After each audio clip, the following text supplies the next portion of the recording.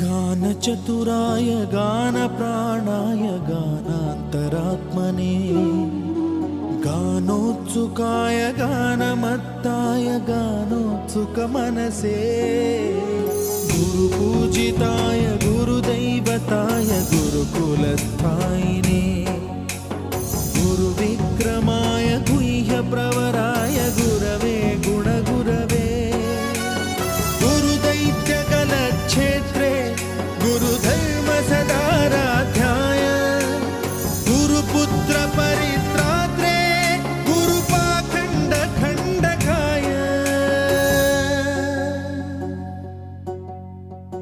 गीतसाराय गीततत्त्वाय गीतगोत्राय धीमहि